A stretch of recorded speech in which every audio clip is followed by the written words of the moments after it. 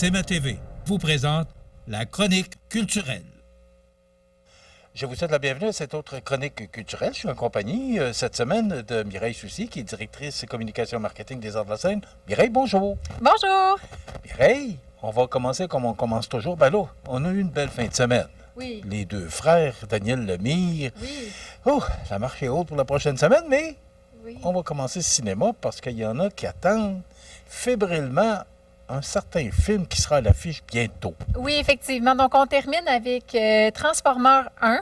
Donc, tous les amateurs de Bumblebee, Optimus Prime en auront plein la vue. Donc, c'est un film d'animation, donc des petits bonhommes animés d'une durée approximative là, de 90 minutes pour les petits et les grands.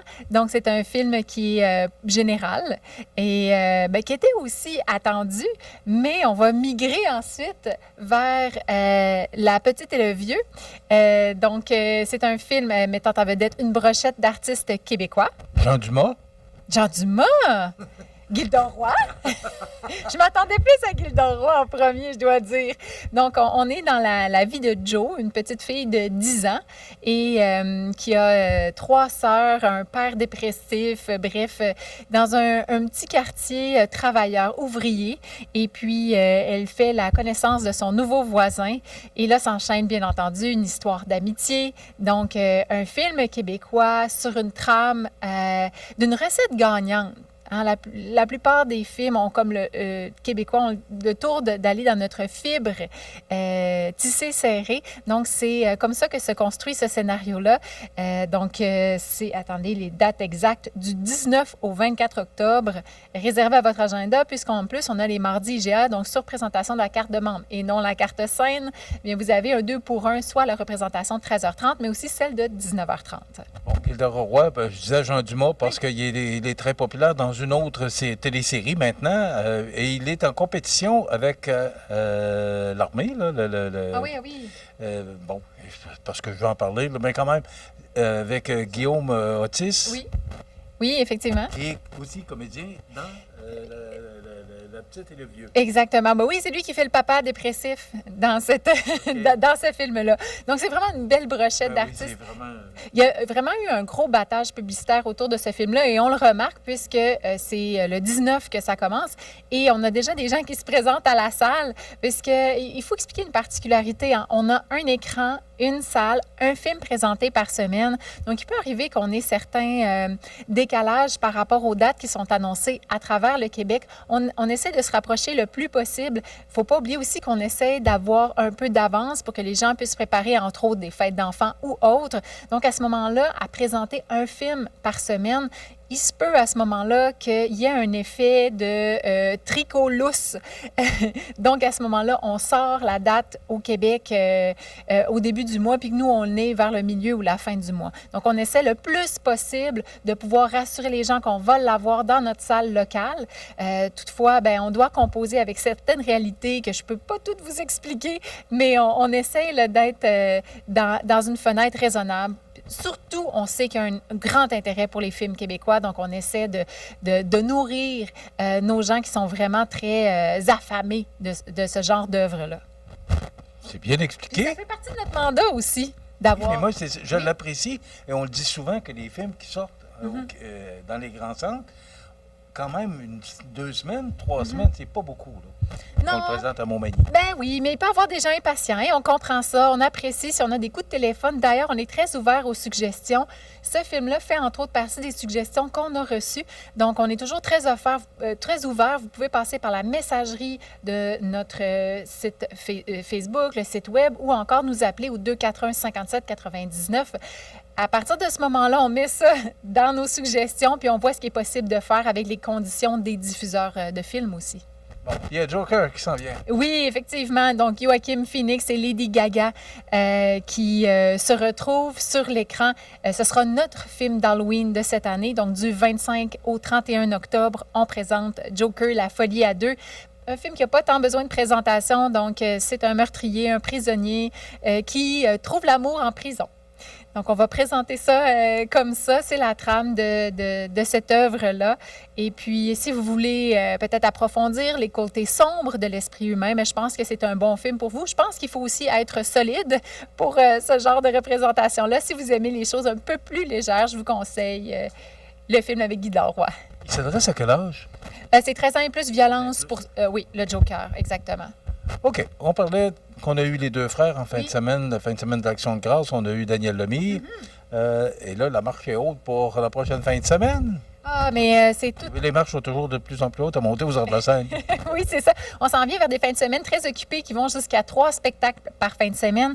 Donc, on commence avec Sylvie Tourigny. Donc, le jeudi 17 octobre, on l'a connue avec son rôle de Carole, avec son col roulé. Donc, Carole aide son prochain, des petites capsules qu'elle faisait sur le net. Puis à un certain moment donné, je pense qu'elle s'est trouvée peut-être un peu enfermée dans son personnage. On attendait Carole, mais on ne connaissait pas le matériel de Sylvie Tourigny. Donc, la fille, l'humoriste, alors, elle a pris un temps de recul. Elle a fait les premières parties aussi de Cathy Gauthier. Quand Cathy Gauthier est venue avec sa tournée classique, c'est Sylvie Tourigny qui assurait sa première partie. Et puis, on a pu découvrir un peu son matériel à elle. Elle a fait le bordel, elle a fait plusieurs cabarets. Et puis, elle nous arrive ici dans notre première soirée Rire en salle. Donc, le jeudi 17 octobre, Sylvie Tourigny, ça sera à pas manquer.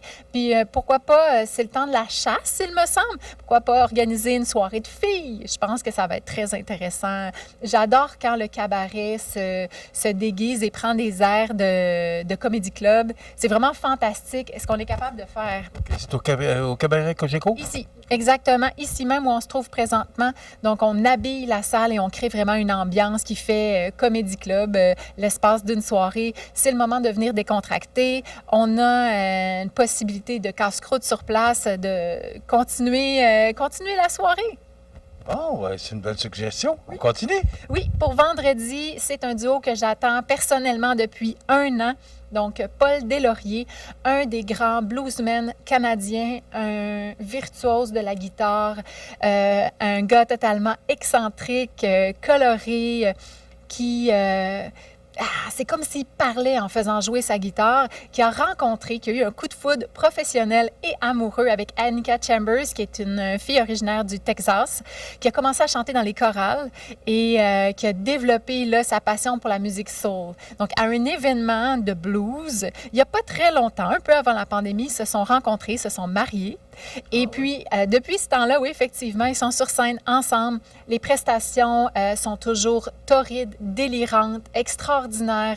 C'est vraiment, parfois pour une clientèle peut-être un peu nichée ou pour des gens absolument curieux qui veulent découvrir davantage. C'est le duo pour découvrir pour une première fois la musique blues ou encore pour ceux qui sont de vrais amateurs.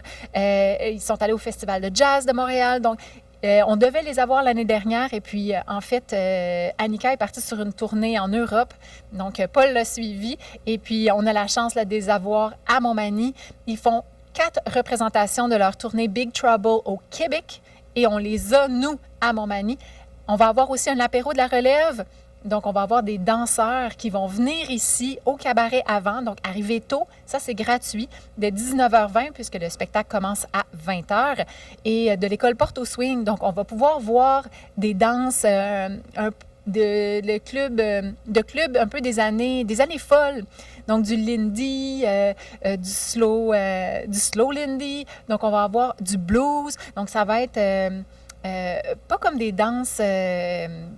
plus latine, vraiment un autre type de danse qui va se marier complètement, puis on essaie de faire ça avec nos apéros, c'est-à-dire que les prestations qu'on va offrir se marient avec le spectacle qui suit.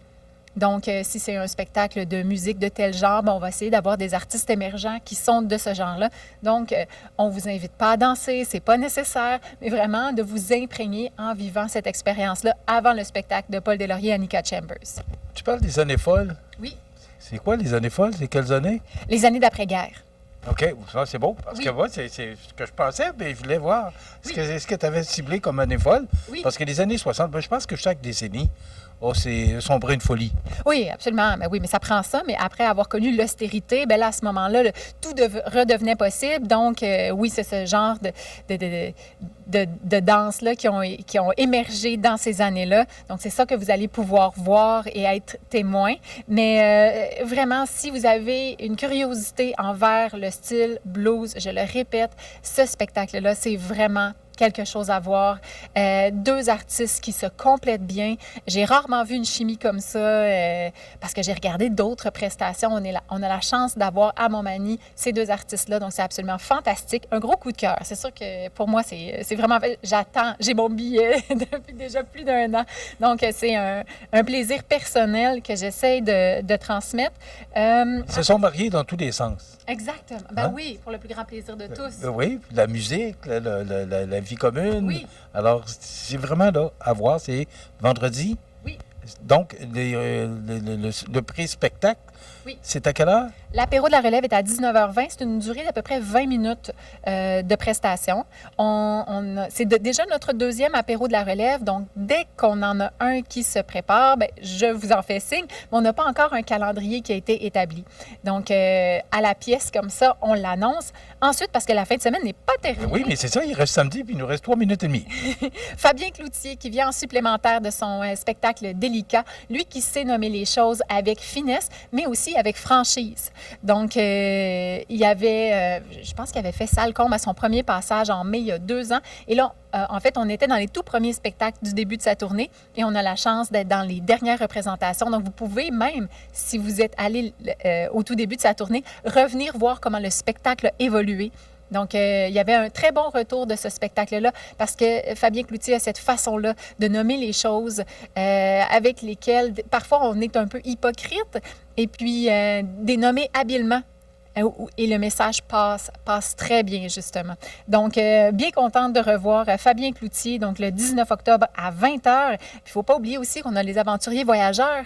Cette fin de semaine, les 20 et 21, donc dimanche à 13h30 et le 21 lundi à 19h30, on va à Amsterdam et les Pays-Bas. Et j'ai appris, grâce à la petite documentation qu'ils nous remettent juste avant les représentations, que en fait, à Amsterdam, on peut trouver, dans les Pays-Bas, on peut trouver plus de canaux qu'à Venise. Mais c'est pas eux qui font le plus de publicité à propos de ça. Donc, c'est ça qui est intéressant avec les aventuriers voyageurs. Parfois, c'est des destinations qu'on a fait. Parfois, ce sont des destinations qui nous intéressent. Ou des fois, on y va simplement par curiosité de se dépayser dans le confort d'une salle de cinéma. Des récits de voyage d'une durée approximative de 90 minutes. C'est tourné par des gens comme vous et moi qui sont allés chercher un peu de matériel et puis après ça, nous expliquent leur découverte. Parfois, on est plus dans le côté humain, d'autres fois, on est plus dans le côté architectural. Donc, on va découvrir cette fin de semaine Amsterdam et les Pays-Bas. C'est merveilleux. C'est tellement une belle région, Amsterdam. Je n'ai pas vu Amsterdam, mais on l'a vu par des images. Mais Venise! Oui. Alors, c'est beau, c'est de la comparaison qu'on fait entre les deux. Oui, effectivement, en raison des canaux, justement. Donc, vous pourrez découvrir les canaux de ces régions-là. Et ça, c'est un des aspects qui a marqué les réalisateurs, mais il y aura autre chose aussi. J'ai des très bons commentaires depuis le début de la saison. Donc, le prochain après, je peux vous en glisser un mot, qui arrive au début novembre, ça va être la Grèce. Donc, ce sera d'autres choses aussi. Donc, c'est possible de se prévoir quelques destinations. Certains, justement, iront sous peu. Donc, c'est le moment. Sinon, dans les prochaines choses à voir, je vous dirais à mettre à l'horaire Marie-Denise Pelletier, Louis Morissette et Joe Cormier. Joe Cormier qui revient pour une supplémentaire. C'est presque la dernière fin de semaine d'octobre. Oui, effectivement. Donc, Marie-Denise Pelletier qui va fêter... On est dans les anniversaires, parce que Daniel Lemire fêtait 40 ans. Après ça, on a eu d'autres aussi personnes qui viennent célébrer leurs anniversaires. Paty Galland, 70 ans de carrière cette année. France D'Amour, 40 ans de carrière. Marie-Denise Pelletier aussi, on va célébrer... on est un peu à la nostalgie. On a le cœur à la nostalgie, on dirait. Donc, Marie-Denise Pelletier va faire une rétrospective de sa carrière, des grands textes qu'elle a chantés, mais aussi présenter le matériel de son nouvel album « Sous ma peau de femme ». Si vous n'avez pas eu la chance de l'écouter, ce sont des très grands textes qui lui ont été légués par des très grands auteurs, compositeurs, et puis elle le met en voix. C'est absolument fantastique. Donc ça, c'est ma petite avance sur la semaine prochaine. Marie-Denise Pelletier a ajouté dans sa liste d'événements culturels à assister. Que dire de plus? Je pourrais lui donner le micro, puis, et c'est très bien. Une bonne vendeuse. Merci. Oui. Alors, c'est à voir. Tout ça, c'est à voir. C'est magnifique. Quelle belle programmation. Donc, merci. On se retrouve la semaine prochaine pour une autre chronique culturelle. Merci, Mireille. Mireille Soucy, qui est directrice communication marketing des Arts de la Scène. Ça complète.